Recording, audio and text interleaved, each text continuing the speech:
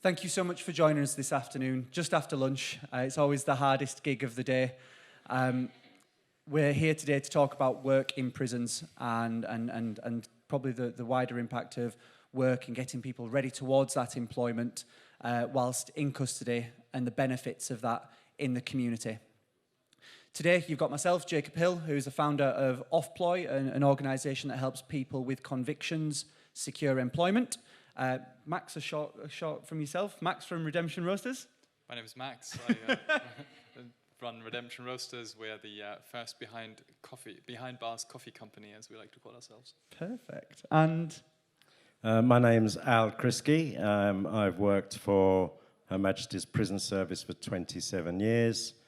Started when I was 10, by the way. And that mainly involves training prisoners and getting them into meaningful employment in the catering industry. Amazing. Thank you, Al. Thank you, Max. So what are we here really to talk about with work? What does employment mean? When we look at, for example, the United Kingdom, we have 118 prisons in the UK. We're really good at locking people up. We've got 80,000 people in prison at any one time, as you heard earlier today. But one thing I do realise is that in those prisons, in every prison, there is a workshop, there is some form of meaningful activity on a day-to-day basis. And today we're going to get into kind of how that works on the ground level and what that actually looks like. We see, certainly in our country, that reoffending rates amongst those who have sentences of 12 months or less, 61% of people reoffend within 12 months. 61%. Our prisons are making more criminals than the reducing reoffending. But we also know, and we've seen from a government report, that 9%, reoffending falls by 9% when people go on to secure employment beyond release. So employment for us and as a country seems to be something we're incredibly focused on at the moment, and it is at the top of the government agenda, as well as now, thanks to something called Brexit and the pandemic, employers are keen now more than ever to hire from socially excluded groups because they have no more options. And it's now time for us to say, well, now is the time for the person with the previous criminal offence to get a job, to be part of society and to contribute and to feel part of all of that. So part of that community, as we were talking about earlier. So today we will be going into a bit around employment, but what I will be keen to get from these two is what ventures they've started, what they're working on now, and most importantly, and the reason we're all here, why are they doing something like that? Why are we motivated? Why should the government, why should social organisations choose to seek employment for people with criminal convictions? One other thing, if I may, before I get started, I get to ask all the questions before the audience does, so I'm going to sit here and ask as many as I can. However, if you can go to slido.com and just put questions in throughout, I'll be asking you some questions throughout. Get them in there. I'll be reading them as we go along. We will get them answered towards the end. So before we start, please may I have a show of hands to understand who our audience is today. So our audience, who is here from the government, the prisons, someone who represents the authority and the responsible management of people with criminal convictions? Okay, a couple of you there, a few of you there. Thank you very much. Hello, welcome, welcome.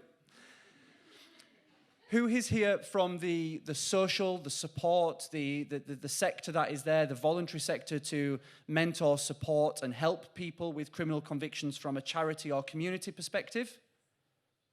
Wonderful. Who is here from the general public, people who have a keen interest in just seeing what's going on in the criminal justice sector? And who here has wandered into the wrong room? No, we're okay. Okay. Thought there was a hand up there.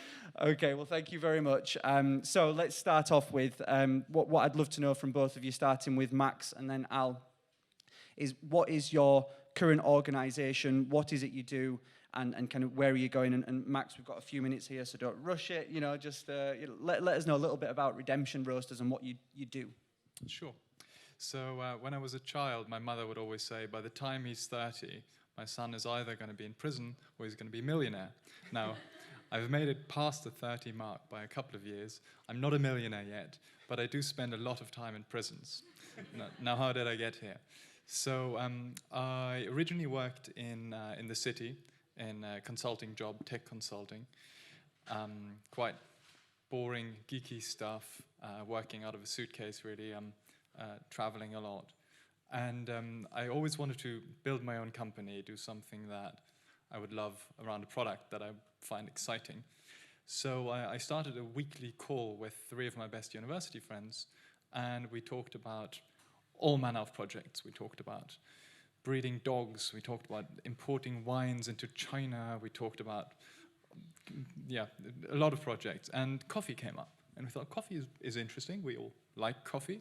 It's a very global supply chain product. It's something that we could all apply ourselves to. None of us knew anything about coffee. Eventually we started a company in London. We all quit our jobs. And we started a company called Black Sheep Coffee. Those of you who've been to London may have seen a shop or two. It's grown to quite a size. After about 2 years, I departed Black Sheep Coffee and started another coffee company, which was mostly around wholesale. So that's the roasting of coffee beans and selling it to restaurants, to bars, to cafes, to event venues like this. And we started that when we really lacked a point of difference. We thought, it's just a bit boring. We just have another coffee brand. And we were approached by someone from the Ministry of Justice at a trade show who said, do you guys want to do some barista training in a prison? We thought, this sounds interesting. I mean, we do barista training, but we've never been to prison before. And we thought, but maybe there is something here. We didn't really think there's a social aspect. We mainly thought this could be kind of cool. And so I'd never been to prison, and I still remember my first time. I walked into HMY or Aylesbury, which is a young offenders institute, just north of London. And I thought, wow, this is fascinating, but it's also so old and so rusty. I mean, and the whole system seems so antiquated. And only with a bit of research over the next couple of days and weeks did my business partner and I realize, well, there is something here. There's more than just something cool or a point of difference. There's something where we can really apply ourselves and make a difference. So we came up with the idea of Redemption Roasters. I can't take any credit for that great name. It's all my business partner, is the creative brain in this. He's not here. He's not here, yeah. And we pitched it to the ministry. We said we want to build a coffee roastery in a prison with the story and the idea that we would teach in prisons, but also hire our graduates, as we would call them, on release into our shops. And we started there, and in the last 5 years, we've now gone up to 10 coffee shops in central London. We employ 125 people. We've actually moved the roastery from that prison, because it was a tiny, tiny space, into a much larger industrial prison space at HMP The Mount, which is a larger Category C prison by Hemel Hempstead, also north of London. And we have 10 coffee shops, and we employ, we always say, at least one ex-offender into our shops.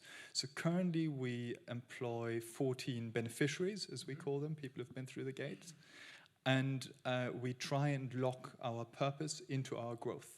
For us, it's very important to showcase that it's not just a gimmick that we do on the side to call ourselves Redemption Roasters. We want to showcase that it's in our name and it's in our mission. So whilst we're a business and we need to be profitable to grow, we need to make sure that this always stays at the heart of what we do. So we aim at 15 to 20% labor split of beneficiaries, of total labor split coming from our beneficiaries. So you're constantly trying to balance having, let's say you've got 10 people, 2 are going to be people with convictions, and 8 may or may not have that conviction as well. Correct, yes. That's incredible to keep that linked throughout the journey as you keep growing the organisation. How have you found working with prisons as you started off as a private company, you formed a community company, you're looking at another model at the moment. How was it working with the prisons as a private business coming in? Because I was having an interesting, I had the beef sandwich on the bench outside with someone who's from Portugal, and who having businesses in prisons can be seen as quite a fairly new concept over here. But how was it? You are a profit-making social business. How was that engaging with the prisons? I think the initial approach, because it came via the Ministry of Justice, was relatively easy. But then actually on a day-to-day basis, working in a prison and out of a prison was full of challenges, and it still is. The priorities of a prison are not the same as those of any enterprise working in that prison, right? I mean, the main priorities of any governor will be the safety and security of the staff and the inmates. Okay. And the priorities of a business is excellence in product, happiness of residents working there, happiness and well-being of staff working there, and ease. And all of those priorities clash massively on a day-to-day basis. I mean, we built our Aylesbury roastery up to something like a ton of coffee roasted a week after a few years, and at one point we just received an email from someone in the top ranks of the local security estate saying, "Oh, by the way, from now on you cannot have any incoming goods except for a Tuesday morning." And if you roast a ton of coffee a week, you need to have daily deliveries of things like boxes and green coffee and all of these. And suddenly we had to jump through a massive amount of hoops and red tape, and I had to call up all of my friends in the ministry until we were allowed to get coffee beans in again. And you got it back into a daily basis? We got it back in on a daily basis, yes. We did have some interesting conversations with security when we also packaged green tea as part of what we do, and it arrives in shrink wrap, and we had some interesting conversations with security who did not believe we were packaging green tea there. Wow, thank you, Max. It's amazing what you've built. I can't wait to ask you some more questions in a bit. Thank you, Al. Yeah. So what I'm going to do, my career over the last 27 years has really been split into two phases. With the prison service, and it basically encompasses two of my passions. One is food, which you can probably tell, and the other one is rehabilitation or reducing reoffending. The food part stems from my upbringing. I was brought up in the UK, but in a community of Italians, Southern Italians. So I had a very strict upbringing. And I remember going on long summer holidays to Italy, and there was a very strong focus on food, seasonal food, even amongst the, us 10, 11, 12-year-olds. The kids would take me not to play football. They'd take me to where they knew there was a peach tree with ripe peaches, and we would go there and walk for 2 or 3 kilometers and eat the peaches, and on the way back, probably eat every tomato that we could find from somebody's private garden, So food has always been, important, and my mother has a strong influence on that. Rehabilitation, in this community, a lot of my friends are Italian, and we all had a Catholic, I don't want to bring religion into this, but it's true, a pretty strict Catholic upbringing. And two of my friends, Joe and Nick, two brothers, they had the same upbringing as me. However, at some point their parents split up, and they stayed just with their mother. But then when Joe, the eldest, got to 18 and Nicky was 16, still at school, his mother moved away and left them in the house, one 18, one 16, to fend for themselves. And that's when things took a different turn, because you can imagine every 16, 18-year-old friend of theirs where we used to go if we wanted to do something which we didn't want anyone to see. It would be all to their house. Unfortunately, this led to Joe and Nick becoming heroin addicts, and as a result of that, they ended up in prison. And very shortly after, Joe died in prison through a heroin overdose, and 2 years later, his younger brother committed suicide. And the reason I say this is because I knew them as really good people, and so that gave me an ambition to try and help people in prison if I could. So that's why I do what I do. I worked as a caterer. You tell me when to stop. Okay? No, I was just thinking, every superhero has a good origin story. Right. And, you've done this amazing thing. So I ended up getting a job in a prison. I went bankrupt. I had a business. I went bankrupt. Unlike Max, I wish I knew you before. You could have helped me. So I went bankrupt, and I needed a job. And I found a job, 4 days working, 4 days off in a prison.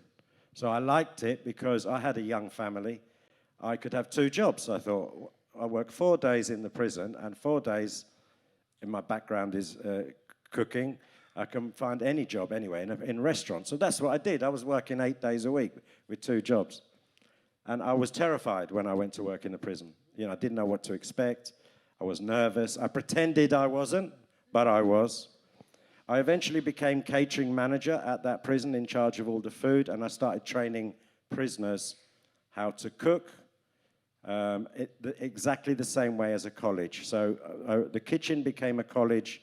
It was registered as a college. I became a trainer, and I trained my staff to become trainers and lecturers. So that was working really well. Prisoners were getting the full qualifications in cookery, the same as I got when I went to college, no different. But then I noticed they were coming back to prison. And I would ask them, why are you coming back? We gave you a chance. You had your qualification, you know how to cook. And almost all of them said, nobody would give us a job. As soon as they found out we were ex-offenders, we didn't even get an interview. So I thought, well, 2 things I thought. One, this is a waste of time for me. Why am I training these people? And all I'm doing is setting their expectations very high, and I'm making them worse. They're feeling worse now. Or can I address it? So I had an idea, because I alongside Max and anyone who works in a prison knows that these are normal people. They're the same as you and me. You would not know a prisoner if he was sitting next to you or she was sitting next to you. So I wanted employers to see that, okay? I've always said I'm not the judge. The judge has done his job. He gets 10 times more money than me, so why am I going to do his job for him and start judging people?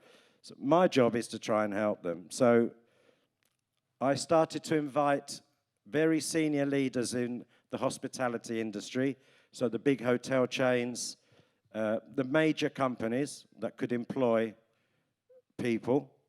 And I invited them in for lunch in the prison, very high quality, 4 courses, everything was free. We wrote to them, and I invited 12 people for the first one. And to my surprise, everybody wanted to come. Now, I know they wanted to come out of curiosity. Wow, we're going to lunch in a prison, something to talk about at a dinner party. But when they came in, they ate the food, they talked to the prisoners, there was an immediate reaction. They started to cut out the middlemen. They were offering people jobs at the dinner table, saying, when you get released, you come and see me. Here is my card. So that carried on. I did 4 of those a year. And people I started to build up a lot of contacts. You want me to carry on? I'd love to know what happened to those contacts. And so what happened? We're all waiting. Yeah. So one of the customers, I used to invite the media as well to raise the profile of rehabilitation and training of prisoners. And one of these people was a lady who works for the Daily Telegraph, so an important newspaper in the UK. She was the food critic, and she came in to write a piece on, in the newspaper. And as she left the prison, she said to me, Al, that was amazing. However, wouldn't it be great if you had a restaurant? Wow. So it was her idea. She's not here, though, so don't give her the credit. This is for you. Yeah. So, and she left. And I thought, how am I going to get a restaurant? How am I going to get a restaurant? So I was awarded an award, BBC Food and Farming Awards. Amazing. And I went to these awards, and I didn't know I was getting an award. So I got a little bit drunk. So they were handing out the Prosecco or champagne or whatever it was. And if I knew I was going to get this award by Jamie Oliver gave it to me, I wouldn't have got drunk. But I got drunk. So I was sitting there, and then they said, and the winner of the BBC Cook of the Year is Al Crisci.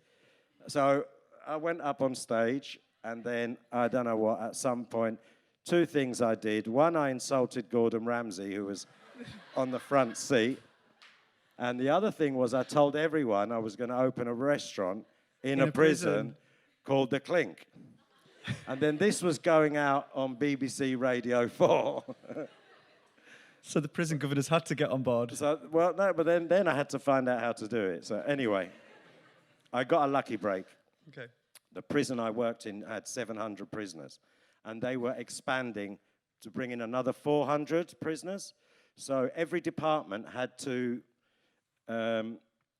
put in a business case to accommodate another 400 prisoners. So I was supposed to ask for a bigger kitchen. Okay. What I asked for was a restaurant, so I could train more prisoners. I'll cut a bit out. So it had to be a fine dining restaurant. It had to be a high-impact, visually restaurant. I had to raise £330,000 just for the interiors. The prison paid half. They paid for all the basics and the kitchen and everything.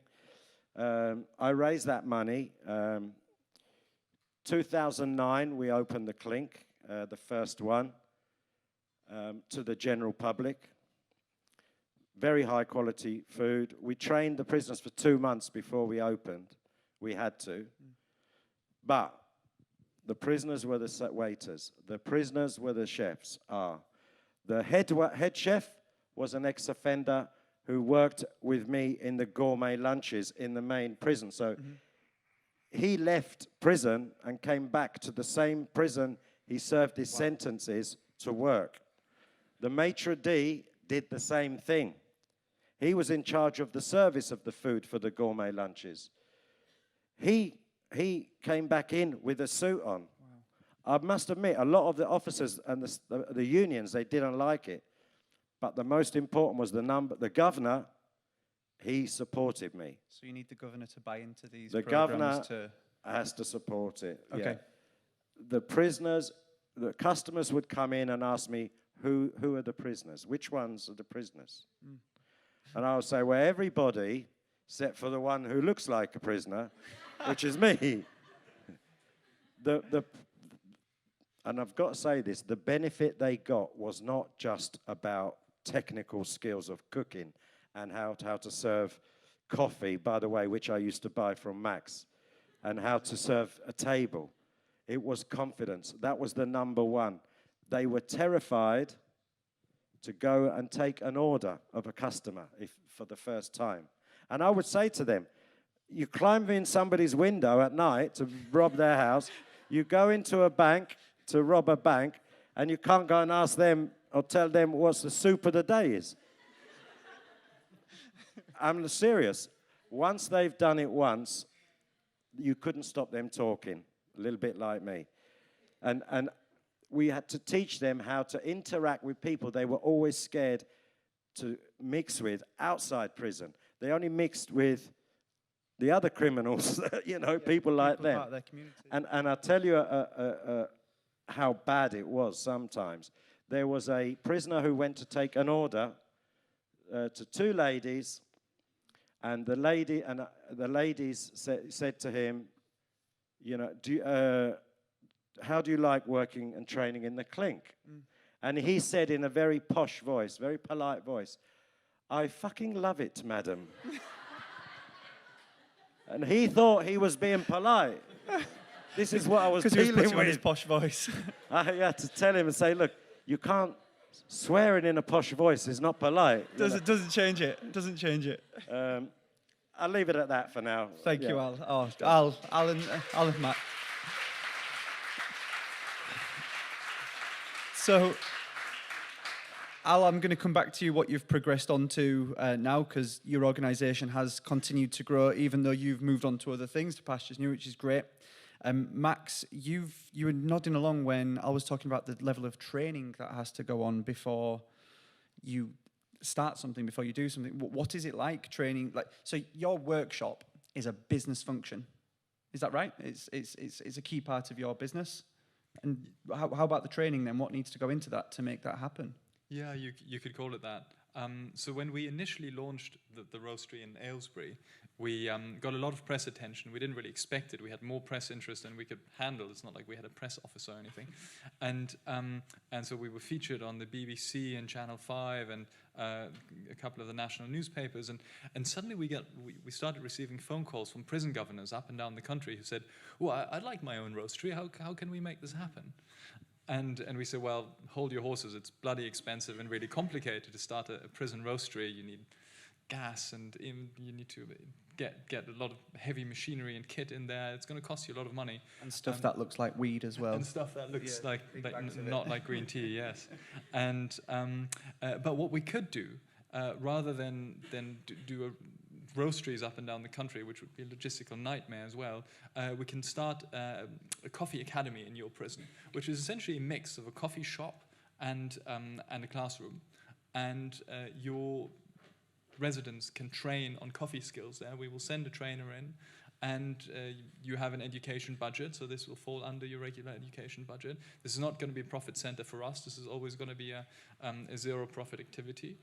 And that's what we started doing. At one point before the pandemic, we had 8 academies in other prisons, apart from Aylesbury and Othermount. And that was an essential part of what we did. And then obviously linking the graduates, as we call them, up with jobs on the outside is a really essential part to then progress. I think one thing that Al said earlier, which I'd like to pick up on, is it's so important as an organization that works in a prison to be judged not just by the outcomes of people you help to not reoffend, but also in terms of the mental health impact you're having on somebody in custody. I think somebody who's never dealt with the criminal justice system, the main question they ask you is, how much are you reducing reoffending by? Yes, that's good, and please scrutinize us on that, but it's a bloody difficult number to measure. In fact, it's almost impossible to measure, as those of you who are working in this will know. Do please also scrutinize us on how much of an impact we're having in custody on these people's lives, right? And it is about purposeful activity. It's about mental health. It's about safety on the wings. It's about the comfort and safety of the staff working there. 42% of prisoners never attended school in the UK. I mean, that tells you something about the lack of just regular institutions that all of us normally take for granted. And things like those who receive a visit by their family or from their community are 61% less likely to reoffend, right? So community integration, things that MJ was talking about earlier, really, really important aspects. So organizations in prisons shouldn't just be judged by how much they're reducing reoffending by, but the long journey that is before.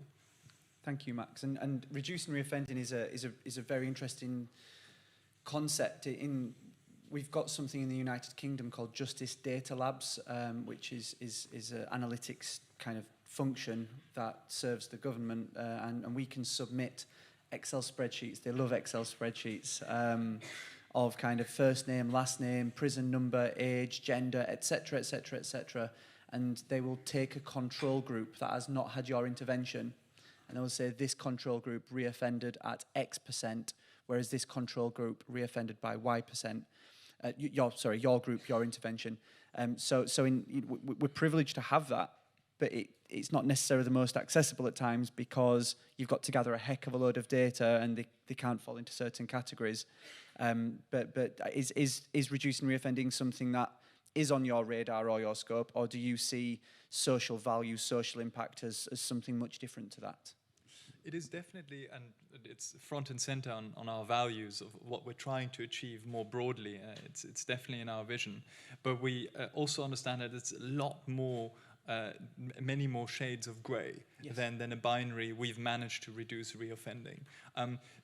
It's taken us a long time, for example, to understand that if we have, I mean, I still remember our very first guy who was released from prison, and we were all a bit nervous employing him in our coffee shop, and we had to explain to our staff that this is what we do now, and he's going to have to work here 9 to 5.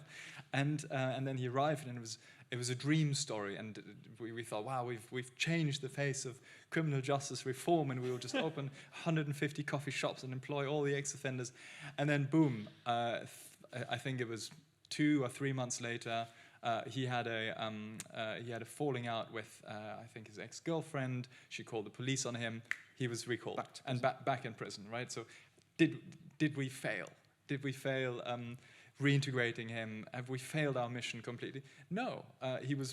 He served another 4 months. And then he was released again, right? And we employed him again, right? Perfect. This is a journey, and it doesn't stop with the reoffending. But this is something which is very difficult to prove in numbers and statistics. And he may be recalled again, right? But if you can provide the stepping stone for somebody to make that to break the cycle of reoffending, then we've done our job. That's amazing. Thank you, Max. A question then on understanding your process. You've got people you've got the academies in prisons, you've got a roastery, you have shops in the community, and an individual could, in theory, start at one and work all the way through to having sustainable employment with yourself in the community. Correct. That's absolutely amazing. How do you get businesses to think more like that? And this might be where we have to go to Al as well afterwards on kind of his involvement with the catering side of prisons. But how do you get businesses to see it as a good business opportunity to be involved with prisons? There's Delta Coffee, for example, in Portugal, a very well-known coffee company. I believe they're doing some work with people with convictions. You know, how do they get a roastery in a prison? It might be different in Portugal. I mean, is there any Portuguese prison governors in here today? No, okay, we'll find them for the next one. What could businesses do to get involved with prisons, and does it work with every type of business is my question. But then on top of that, is there an ethical battle where you might be paying people £15 per week? Can businesses be seen as exploiting that? So it's a two-pronged question. I do apologise for the length of that question, but hopefully we can work through it. Yes. So first of all, as you may have figured out from my journey, I'm not a classical social entrepreneur. I'm not a classical person who starts a charity, one day wakes up and thinks, wow, I really want to do something good for society here. I'm just a classical entrepreneur. And we found a niche where we can do something different that also has a positive impact on society, but that is entrenched in our values and in our credibility. So it's, as I said, not a gimmick. But in that, it's been a really important part of our journey throughout. And yes, this is, I mean, talking of prisoner pay, this is one of the questions we get asked a lot. And so where our roastery, we don't pay the residents who are working there, trainees. The prison pays them. But the prison pays them according to a Prison Wage Act from 1994. And those are set levels according to prison. It also depends on the criminal history. And those levels of pay are very low. And they are, and obviously we pay the prison for the privilege of being there. We pay, as you could call it, a rent. We pay a rent by the amount of coffee that we take out every month. And we've always had this question, rightly so, being asked from the outset, well, isn't this just cheap labor? Are you just exploiting the system? And what we like to say is, well, actually, if we were just doing it on economic terms, we would not have our roastery in a prison. It would be so much cheaper to rent a warehouse in Tottenham and just employ regular people to do the work that here we do with residents and our own staff, obviously. Just because of simple things like all the security procedures, all the vetting procedures, goods in and out. Anyone who's ever tried to do something like this will know it is an absolute nightmare logistically and from a personal and also a mental health angle of your staff turnover to work in a prison. But it's what we do, and then what I would like to add to the point that I'm not a classical social entrepreneur. We've made this work for us, and this is what I would tell regular businesses. It definitely works both ways, and that's where it gets exciting entrepreneurially. it's not just the right thing to do, to hire ex-offenders and to train current offenders, because it helps society and it helps somebody who's definitely in need, and it helps families that are dependent on these people. But it is also something that can work for you purely from a business angle. We've managed to make it work for us from a marketing angle. We are the only prison-based coffee company, and that's what makes us stand out and what makes our customers come to us. And the amazing coffee. I mean. And the amazing coffee. And the exactly. amazing coffee. Yes. And that helps us. So yeah, absolutely. But for you, it was very interesting because it was like first of all like a business first. Then we're going to do the social element, but that becomes linked to our everything we do. We intrinsically grow them together, and then beyond that, you've then used the marketing element to say, this is our brand, this is who we are, and this is what we support. So in also growing your business, you're growing the mission of recruiting, supporting, mentoring people with criminal convictions as well. You're normalizing it for anyone who drinks your cups of coffee. And that's absolutely incredible. Thank you. Thank you. Well, on food then, Al, could I ask about... So well, I've got a question from the audience. We can start taking questions now, but one of the questions was, why don't we serve alcohol in your restaurants or in the clink? Because the prisoners will get drunk and start beating the hell out of each other. But isn't that what moonshine's for anyway, you know? Well, yeah, they're not supposed to do that. No. The reason we don't sell alcohol is we don't want to put temptation in front of them. Okay. Plus, it's banned in prisons. Prisoners have used de-alcoholized wine in the clink to cook with for the flavor. Does that work just as well? Yeah, it's because when you cook with alcohol, you burn the alcohol off anyway, so the flavor's there. And we do make a traditional English pudding at Christmas pudding, which is full of rum, whiskey, ale, anything we can throw in it, basically. And I was allowed to bring that in to the prison, but the amount of people watching while we made it, you wouldn't believe it. Yeah, so no, it's banned. You can't have alcohol in a prison. Understood. And when I look at the clink, you know, it's grown. It's in quite a few prisons now. The concept is there. Do we think there'll be a day where there could be a Michelin restaurant in a prison? It could have been, but I'm doing something else now. Well, impossible so now, then. Got Nothing no else. chance. I do want to make one point, Please. which I forgot to mention, that in the process of training a prisoner and then working in the clink and interacting with the general public, that's all really important because they need the technical skills, they need the confidence. There's one thing I didn't mention, which is probably the most important thing with the clink model that helps them not to reoffend, and that's the support worker. Now, the clink model is that the support worker, which used to be me when we were just a one-man band, has to get to know the prisoners while they're in prison, the same one that will meet them and work with them outside prison. So by the time they're released, the trust and the knowledge is already there in place, and they need to be able to have the confidence to pick up the phone if they're struggling, the prisoner is struggling, or ex-prisoner, to the support worker. And that's very important. And we've had many instances, which Max mentioned, where somebody could have got recalled because of, could have been a misunderstanding, could have been an argument with their wife or something like that. Nothing serious, but it doesn't take much for someone to get recalled.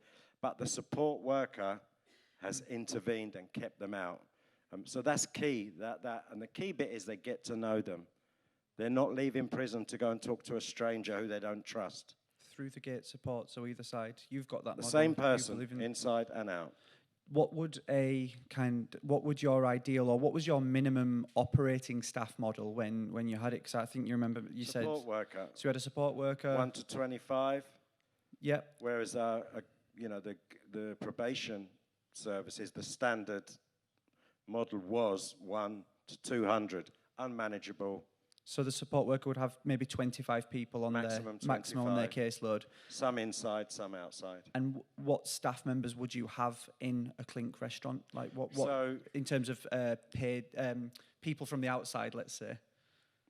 So when I first opened the Clink, the people Yes. from the outside were ex-offenders. Yeah. Oh, right. Even better. One of my restaurant manager, he left the prison on Tuesday with a tag. I don't know if you know, here in the UK we have Ankle jewellery. a tag around the ankle so you can monitor their movements of a person.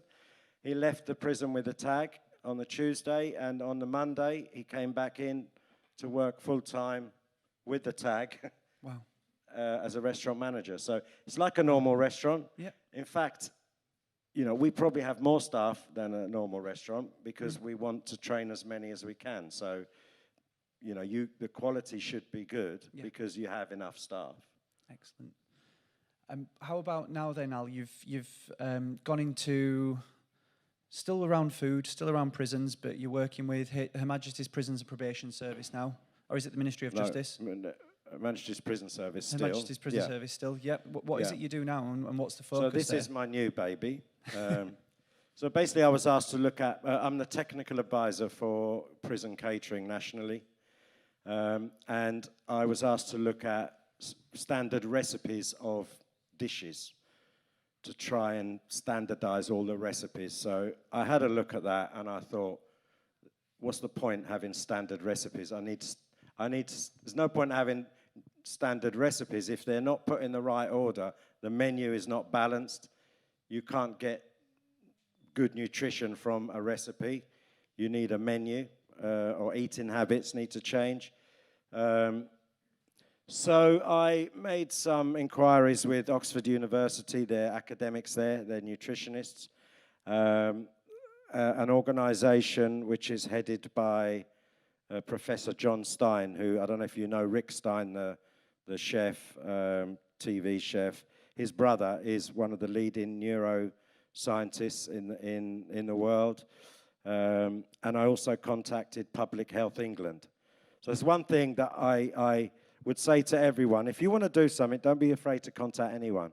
Find out how to get in hold of them and just get in touch with them, no matter how high up it is. So I started talking to the government and to these academics about how I could teach prisoners about nutrition, measure the outcomes, and change policy of the government and Public Health England. So the way we're doing that now is we are working on menus for young prisoners, women, and for adult men. So 3 menus which are going to be nutritionally balanced. Not expensive. We don't have a big budget. The average is £2.15 for breakfast, lunch, and dinner. All 3 for, €2.50 to feed a grown man. Everything for a day is not a lot. So, we're not spending a lot of money, but we are trying to make sure that the nutrition is there if they want it. The other thing we're doing is teaching them about nutrition. So I spoke to about 100 prisoners, asked them what they knew about nutrition, asked them if they wanted to know about nutrition. 99 out of the 100 odd that I asked said, I want to know, I don't know, I want to look after myself, I want to look after my body and my mind. One said, I don't give a shit, when I die, I'm going to eat pies, pasta chips every day if they give it to me. So most of them wanted to know. So we're starting a pilot this year, in the next month, in 4 prisons, 2 men, 2 women, 2,000 prisoners in total, where we're teaching them about nutrition. We will monitor what food they eat. So they have 5 choices in the UK: vegan, vegetarian, fish, halal, and standard. So with the 5 choices, we have to cover all nutritional requirements, but mainly cultural and religious. So we will monitor what they chose before the pilot, which will run for 6 months, what they chose after, We will monitor with the academics their behavior, so reduced, increased, or the same of self-harm, suicide, violence, mental well-being, physical well-being.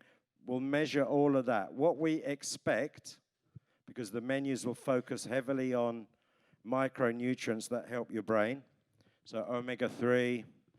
That's why in Portugal it's so clever, because sardines are full of omega-3. I have to try and get the English prisoners to eat sardines. It's not easy. Without education, they won't do it. So we're going to measure that, and with the outcomes, we will then hopefully be able to roll this out nationally. And then my aim is that the government changes their policy on nutrition, improving mental well-being as well as physical. Because at the moment, they will not recognize that omega-3 improves brain function. Even though everybody knows it all over the world, the studies have been too small. So if we can complete this study on a national scale, we can then change policy. And we're not going to, you know, if we can save lives, for me, by reducing anxiety, reduce self-harm and suicide, and get people in a position where they're happy to study because their mind is in the right place, or make it easier for them to have the confidence not to reoffend, then for me, the clink was glamorous. It was good, great. For this, for me, is something that will can touch every prisoner. We serve 98 million meals a year in England and Wales, 98 million. So it's important that what they eat benefits them. Amazing. I mean, how can people focus on education, on work, on anything, if the day-to-day it's hard just to get out of bed because they're not the right nutrients? Yeah, I mean, look, this will all be research-based and fact-based, so Oxford University and the academics would not be giving me all their time and resources if we didn't expect a very positive outcome. Exactly. Thank you all. Max, I've got some questions in from the audience. Thankfully, two are similar, so I can do two birds, one stone. How do you prepare employees? I'm thinking of your employees in the community now, in your coffee shops. How do you prepare them for ready to welcome people with convictions into their organisation? And do you identify who the person with the conviction is? Yes, so this used to be really difficult when it was the first and the second and maybe the third time that we employed an ex-offender, a returning citizen, as they call them in the States.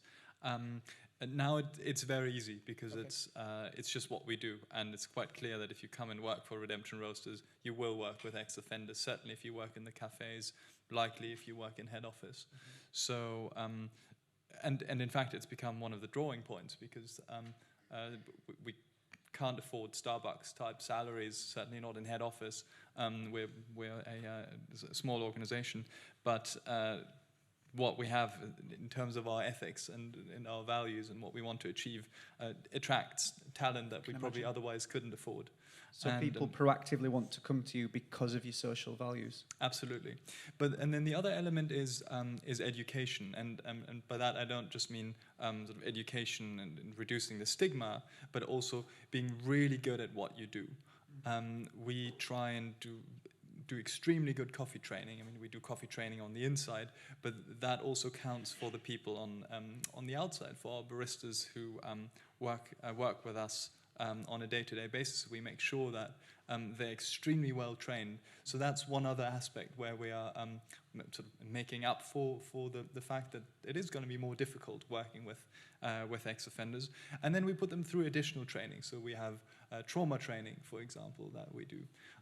We have, which is how to deal with people who've gone through trauma and how to de-escalate a situation may it arise. Why do you do this? Like, does this make good business sense?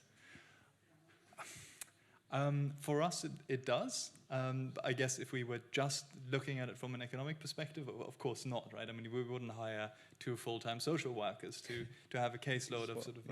Al said it was important to get the social worker there. Yeah, exactly. Yeah. But of course, it's important to do credibly what we do. So yeah. That's incredible to be able to move it that way through. Well, I'm just going to ask my host. The time has gone up to 15. We're finishing at 5:30, right? 5 to 10 minutes more. We'll do 5. We're good at that. We'll be on time, British time.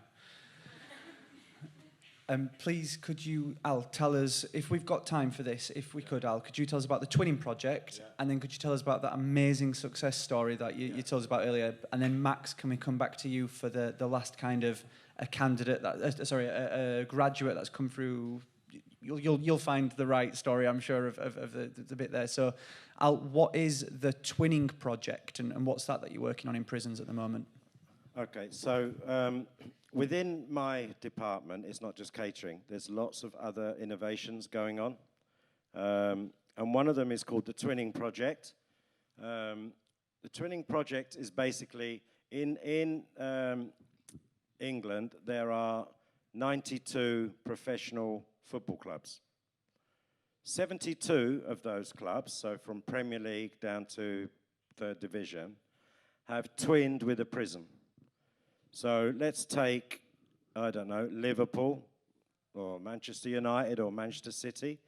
They've twinned with a prison. So what that means is they send their nutritionists and their coaching staff and 1 or 2 ambassadors, which will be, a player, into the prison to work with the men and the women on coaching skills. They do a level 1 football coaching qualification. They teach them about teamwork, about discipline, about nutrition. We know that we are not going to create professional footballers here, but it's the acknowledgement that these professional people are coming in to help them. So that is an amazing project, and there's always the option of a job upon release. That's not going to be playing on the pitch on a Sunday afternoon, but it could be working with their coaching staff or any of the other hundreds of jobs that they have. So that's the Twinning Project. I just wanted to say quickly, yes, food-based, we've got lots of other innovation now that I'm starting. We are starting to make all our own pasta for prison consumption on a large scale, so making it and distributing it. We're doing the same with cheese. We're doing the same with pies. Pies is a more English thing, but empanada type thing is empanada. Empanada, yeah, that kind of stuff. So instead of buying them, we're making them. So we're trying to expand innovation within prisons, things we can do for ourselves to save money for the prison, but also to teach more people new skills.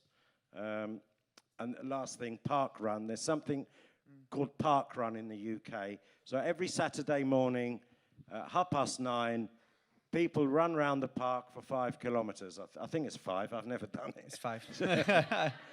So 25 prisons do the same thing.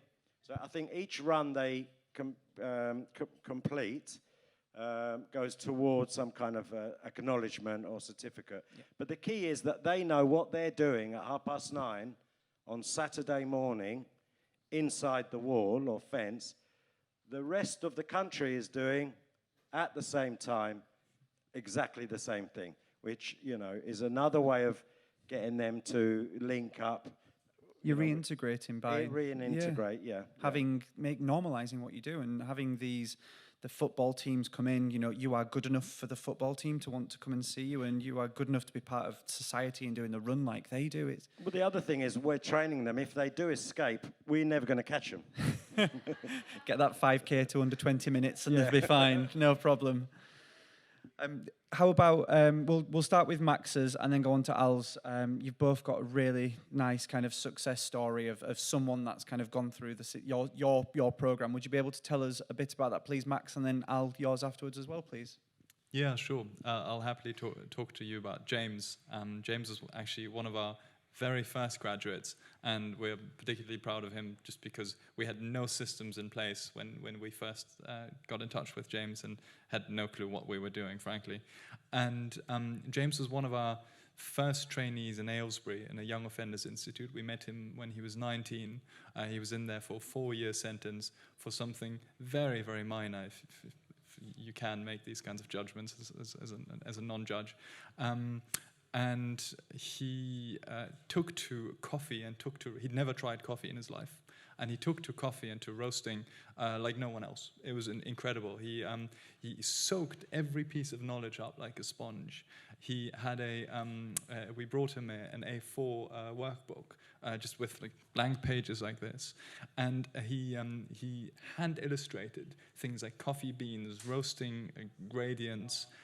He filled that workbook of 60 pages over the course of a year. And we still have a copy of it because it's like a great piece of memorabilia. We said we should definitely publish it one day. And anyways, he was released. We employed him in one of our shops. And then the best part of the success story is when you can move people on. And in James's case, we actually managed to place him in another roastery and get him into a head roaster position. So he now roasts with a company called Newground in Oxford. That's and amazing. He's the head roaster and roasts delicious coffee, yes. And nothing to do with being a person with a criminal conviction, eh? That's perfect. Thank you, Max. Al, we've got a minute left, maybe. Okay, very quickly then. So one of the prisoners that was training in the clink, he trained to cook and he trained to be a waiter. And we got him a job at RADA, the Royal Academy for Dramatic Arts. It's probably the most important, or one of the most important drama schools in England. So he went there and he was useless as a cook, he admitted, and he wasn't very good as a waiter. But he wanted to be an actor, and he kept on pestering and arguing with the people at RADA. I don't want to do this. I want to be an actor. Eventually, they gave him an audition just to shut him up. They asked him to learn something and then gave him 2 or 3 days, and then he had to go on stage and act this recital. He blew them away. He got a scholarship. He studied there for 4 years. He's a professional actor. He has the same agent now as Idris Elba. I don't know if any of you know Idris Elba. He has worked at the National Theatre. He's done plays in the West End on his own, like one-man shows. His name is Michael Balogun. So keep an eye out, because I think he's after Idris Elba's shoes. Yeah, so just because he didn't succeed as a chef and a waiter, we gave him the confidence to end up doing what he really wanted to do. You need to become his agent, I think, Al. If I was his agent, I'll be a millionaire. Yeah. Well, that will wrap our panel up. There's been some amazing success stories. We've seen how an entire system can be integrated from the start of someone's sentence to focus on the training, the rehabilitation, the development, and then the acceptance of that individual in the wider society. You two have built amazing ventures in the guise of a social enterprise, in the guise of a charity, now doing other things in prisons and beyond that. And it's absolutely phenomenal what you've built and achieved, and you're doing for people with criminal convictions. So thank you so much. And yeah, to Max and Al. Thank you.